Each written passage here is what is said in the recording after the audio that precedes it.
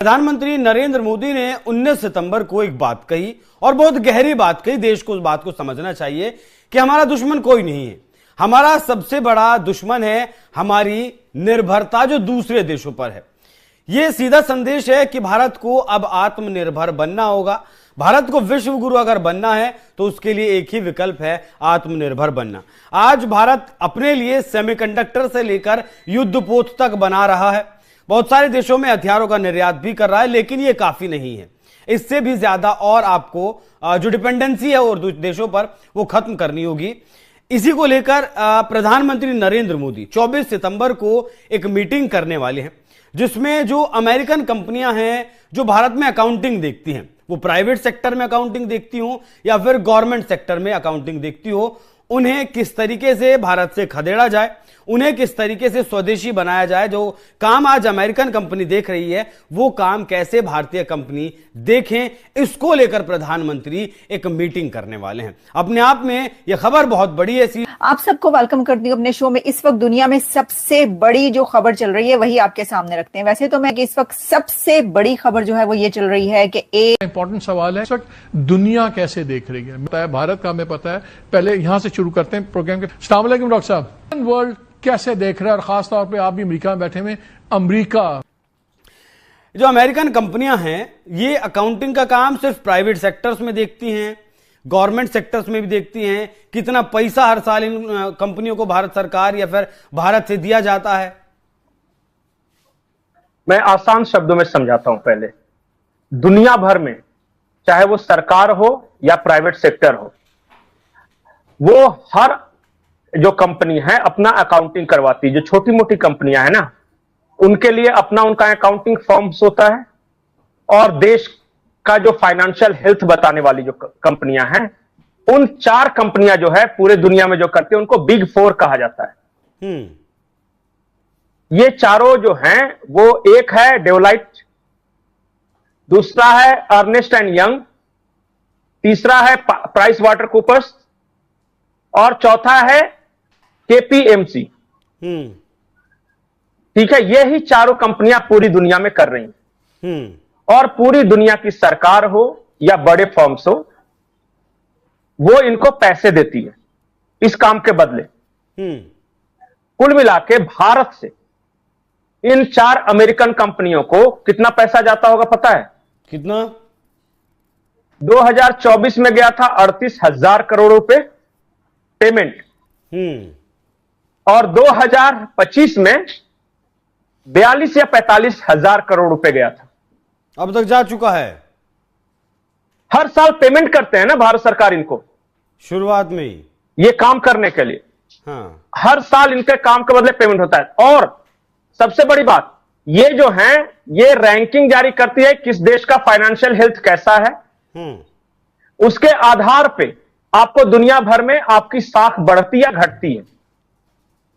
ठीक है, समझे? जैसे कि भारत से हम बात करते हैं कि आज आलमी टेक्नोलॉजी कंपनियों के जो भारतीय चीफ एग्जीक्यूटिव्स या तो रह चुके हैं या मौजूदा इस वक्त हैं, जरा उन पे नजर दौड़ाते हैं, क्योंकि ये कोई कोइंसिडेंस नहीं है। डेफिनेटली बड़ा सिस्टमैटिक तरीके से ये जो पूरी इस वक्त सूरत हाल है उसके पीछे कुछ ना कुछ किसी ने कुछ सोचा है, और तब ये आज भारतीय जो है दुनिया भर में हर तरफ मुख्तलिफ जो टेक कंपनीज हैं या मुख्तलिफ जो प्लेटफॉर्म्स हैं उनमें टॉप पोजीशंस पे हैं। पाशा के बहुत शुक्रिया बदर हमें ज्वाइन करने के लिए। ये कोइंसिडेंस तो नहीं है ना कि इस वक्त बहुत सारी जो बड़ी बड़ी इस वक्त कंपनियां हैं वहां पर भारतीय सीईओज हैं, या इस वक्त बहुत ज्यादा हम उनकी रिप्रेजेंटेशन देख रहे हैं ग्लोबली।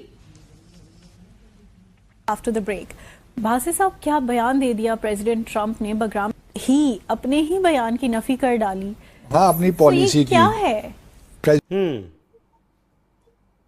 अब बताइए कि हम जितना पैसा इनको हर साल पेमेंट करते हैं, भारत डिफेंस एक्सपोर्ट कितने का करता है टोटल? लगभग 25,000 करोड़ का। और हम हर साल इनको पेमेंट कितना कर रहे हैं? 45,000 करोड़। सोचिए अगर ये पैसा हमारे पास बचे तो हम क्या कुछ कर सकते हैं।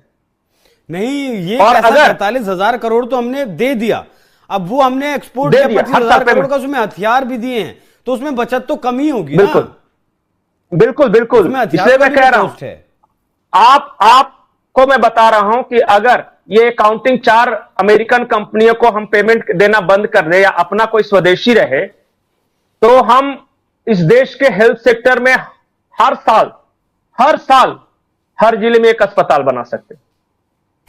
और ये किसी एक चीज में नहीं जा रहा है। आज मैं सिर्फ अकाउंटिंग फर्म्स की बात कर रहा हूं। ये अलग अलग जब सेक्टर्स में जाएगा तो हम इतने दानवीर कर्ण हैं कि हम अपने लोगों से टैक्स देते हैं और सैलरी, इंफ्रास्ट्रक्चर डेवलपमेंट सारा काम करके जो बच जाता है विदेशियों को दे देते हैं। यही सब के लिए नरेंद्र मोदी जी ने ये काम आज से नहीं चल रहा है। ऐसा नहीं है कि अमेरिका के साथ हमारा कुछ हुआ इस वजह से। हाँ, उठे और शुरू कर जनवरी में भी एक बैठक हुई थी, बहुत पहले से ये काम कर रहे हैं। अब 23 सितंबर को एक हाई पावर कमेटी की बैठक हो रही है कि हम जो कंपनी बना रहे हैं, जो हमने योजना बनाई है, वो कैसे कंपनी होगी, कैसे काम करेगी और वर्ल्ड स्टैंडर्ड की कंपनी होगी और दुनिया के कई देशों में हम इस तरह के अकाउंटिंग का काम भी करेंगे। जी बिल्कुल, थैंक यू सो मच। बिल्कुल आप सही फरमा रही हैं। बिल्कुल ये कोइंसिडेंस नहीं है, ये चीज बहुत सालों से, बल्कि मेरे हिसाब से, हमारे हिसाब से तकरीबन पिछले 25-30 साल से प्लान्ड और ऑर्गेनाइज चल रही है। देखिए, सबसे पहले हमें ये देखने की जरूरत है कि इंडिया का जो एजुकेशन सिस्टम है वो बहुत स्ट्रांग है और खास तौर पे जो हायर एजुकेशन सिस्टम है वो बहुत स्ट्रांग है। तो सबसे पहले उनकी एजुकेशन स्ट्रांग थी, फिर उनके यहाँ प्रोफेशनलिज्म बहुत है, फिर उनके वर्क एथिक्स बहुत स्ट्रांग है। इन तीनों चीजों के साथ साथ जो उनको सबसे बड़ा बेनिफिट है कि वहां साइज बहुत है, बहुत ज्यादा पॉपुलेशन है। अगर आप उस पॉपुलेशन के एंगल से देखें तो ये अभी एक बहुत थोड़ा प्रोपोर्शन है जो इस वक्त आप सीईओ लेवल पे देख रहे हैं या सी लेवल पे देख रहे हैं अमेरिका में। इसके अलावा अगर आप नोटिस करें तो सॉरी हो गए।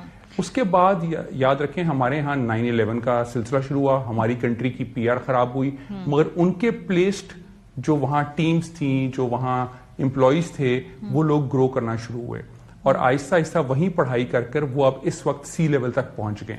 नमस्कार दोस्तों। तो दोस्तों, H1B वीजा को लेकर जो अभी विवाद चल रहा है वो आप सबको पता ही होगा, लेकिन दोस्तों इसको लेकर भारत ने आपत्ति तो जताई है, लेकिन इसको लेकर भारत एक बहुत बड़ी कदम उठाने जा रहा है और वो है अमेरिकी कंपनियों को भारत से बाहर निकालना, जिसकी जगह पर सरकार का प्लान है कि इंडियन कंपनी काम करेगी, जिसको बाहर में भी वो कंपनी अगर काम करती है तो हमारे देश के लिए ही पैसा आएगा, जो कि फिलहाल अभी ऐसा सिस्टम है कि वो सारा पैसा विदेशों में जाता है भारत के थ्रू। 4 बड़ी कंपनियां हैं जो दुनिया पर रूल करती है इन सब के मामलों में, जो किस देश के कैसे हालात है सब चीजें बताती हैं, रिपोर्ट जारी करती हैं। आप सबने भी सुना होगा UI, KPMG, PwC, इन सब कंपनियों के बारे में, जो कि सारी कंपनियां भारत से करोड़ों रुपए ले जाती हैं। दोस्तों, अब इन पर ब्रेक लगने वाला है और भारत सरकार इनको बाहर करने वाली है। इसी को लेकर एक बहुत बड़ी मीटिंग होने जा रही है। दोस्तों, इन सब के बीच ट्रम्प तो पगला ही गए हैं, लेकिन एक भ्रामक जानकारी भी थी कि $1 लाख हर साल देना होगा, ऐसा कुछ नहीं है, बल्कि एक बार पेमेंट करना होगा जिनको भी अमेरिका में काम करना होगा। ऐसे ये अफवाह फैली तो व्हाइट हाउस ने इसको क्लियर किया कि नहीं, पुराने लोगों पर कोई असर नहीं होगी। तो जो भी हो, भारत को आत्मनिर्भर बनना बहुत ही ज्यादा जरूरी है, नहीं तो ऐसे ही विदेशी ताकतें इस्तेमाल करती रहेंगी। वीडियो अच्छी तो लाइक और शेयर कीजिए और चैनल को भी सब्सक्राइब कीजिए। अब आपको ये तो पता ही होगा और आप जानते ही हैं कि कौन से कंट्री से वर्कफोर्स जो है वो टेक कंपनीज में काम करने के लिए पहुंचेगी, वहीं से जहां पर सबसे ज्यादा टेक कंपनीज की एजुकेशन होगी। जो टेक कंपनीज इस वक्त दुनिया में हैं, उस पर रूल करने वाली यूथ इंडियन है। तो इस वजह से कहा यह जा रहा है कि ये जो H1B वीजा है, इसका सबसे ज्यादा हर्ट करेगा ये इंडिया को। इसके अंदर इंडिया की तरफ से जवाब भी आया है, पर इंडिया के नेबर पाकिस्तान में बहुत खुशियां मनाई जा रही हैं। Pakistan is very happy, Pakistanis बहुत खुश हो रहे हैं और खूब सेलिब्रेशन की जा रही है कि ये तो इंडिया की बैंड बजा दी है। प्रेसिडेंट ट्रंप ने ये जो फी जो है उसमें ऐड की है और $100,000 जो है वो H1B वीजा की फी कर दी, तो बहुत खुशियां मनाई जा रही हैं पाकिस्तान के अंदर। लेकिन वो कहते हैं कि पता नहीं क्या प्रॉब्लम है, वो पहले मैच की बात हो या कोई और बात हो या इंडिया और अमेरिका के रिलेशंस हो, ये जो पाकिस्तान में खुशी हुआ करती है ये बड़ी ही वक्ती होती है, आर्जी होती है, चंद घंटों की होती है या चंद दिनों की होती है, क्योंकि ये खुशी जो है ना हाथ में उस वक्त मिल जाती है जब उससे अगेंस्ट कोई स्टेप ले लिया जाता है। तो एक तो मुझे ये लग रहा है कि इसके ऊपर भी कोई ना कोई ऐसा स्टेप हमें नजर आएगा या मिलेगा जिसमें ये बताया जाएगा कि जी इसके अंदर ये है कुछ उस तरह की सिचुएशन आपको कोई नैरेटिव जो है ना वो क्रिएट करना पड़ेगा, क्योंकि एजुकेशन तो है नहीं, खुशियां तो आप उस वक्त मनाए ना। मैं तो खुद कहती हूँ कि पाकिस्तान में बड़ा ही अच्छा होता अगर वर्कफोर्स होती टेक कंपनीज वाली, वो तो मदरसा वर्कफोर्स है। अब मुझे बताएं मदरसा वर्कफोर्स को इससे क्या फायदा। अमेरिका के राष्ट्रपति डोनाल्ड ट्रंप ने अफगानिस्तान से पूर्व अमेरिकी एयरबेस को वापस करने की मांग की है। ट्रंप के इस मांग पर अफगानिस्तान के तालिबान सरकार की एक रक्षा अधिकारी ने रविवार 21 सितंबर 2025 को कहा कि बगराम एयरबेस को लेकर कोई भी समझौता होना संभव नहीं है। राजधानी काबुल के उत्तर में स्थित बगराम अफगानिस्तान का सबसे बड़ा एयरबेस है और यह एयरबेस तालिबान के खिलाफ अमेरिका के 20 सालों के लंबे युद्ध के दौरान उनके सभी अभियानों का केंद्र था। ट्रंप ने तालिबान सरकार को दी चेतावनी। दरअसल अमेरिका के राष्ट्रपति डोनाल्ड ट्रंप ने अफगानिस्तान के तालिबान सरकार को धमकी दी है कि अगर यह एयरबेस उसे वापस नहीं किया गया तो अमेरिका अफगानिस्तान के खिलाफ कड़ी कार्रवाई करेगा, जबकि 4 साल पहले अमेरिकी सैनिकों ने इसे छोड़ दिया था। 79 वर्षीय अमेरिका राष्ट्रपति अपने ट्रूथ सोशल प्लेटफॉर्म पर एक पोस्ट में लिखा, अगर अफगानिस्तान बगराम एयरबेस को उन लोगों को वापस नहीं करता है जिन्होंने अमेरिका ने इसे बनाया था तो उसे बुरे नतीजे भुगतने होंगे।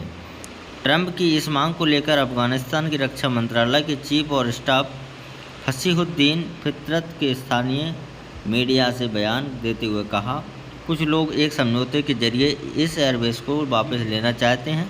उन्होंने कहा, हाल ही में लोगों ने कहा कि वे अफगानिस्तान से बगराम एयरबेस वापस लेने के लिए बातचीत कर रहे हैं, लेकिन इसी एक सौदे के लिए अफगानिस्तान की 1 इंच ज़मीन भी देना हमें गंवारा नहीं है और हमें इसकी ज़रूरत भी नहीं है।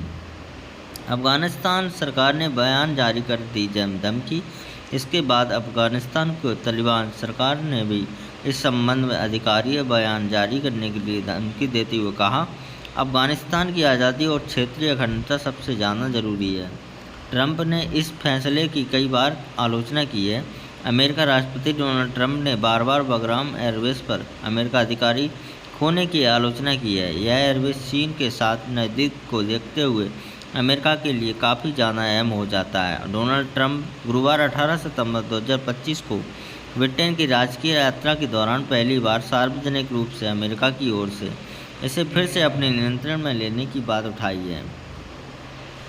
H1 वीज़ा को लेकर पीएम मोदी पर कसरतंज के पूर्व विदेश सचिव ने किया पलटवार। किरेन रिजिजू ने प्रकट किया। केंद्रीय मंत्री किरेन रिजिजू ने रविवार 21 सितंबर को 2025 डोनाल्ड ट्रंप के प्रशासन के H1 वीज़ा पर की गई कार्रवाई को लेकर पूर्व विदेश सचिव के बयान को हवाला देते हुए विपक्षी कांग्रेस पार्टी को निशाना साधा है। रिजिजू ने कहा कि राजनीति करने के लिए हमारे पास पर्याप्त समय और जगह है, लेकिन जब बात राष्ट्र हितों की हो तो हम सभी को एकजुट होकर भारत के लिए आवाज़ उठानी चाहिए। केंद्रीय संसदीय कार्य मंत्री किरेन रिजिजू ने 21 सितंबर को सोशल मीडिया प्लेटफॉर्म पर एक पूर्व विदेश सचिव कम्बल सिब्बल की ओर से कांग्रेस के राष्ट्रीय अध्यक्ष मल्लिकार्जुन खड़गे की पर टिप्पणी की साझा किया गया है।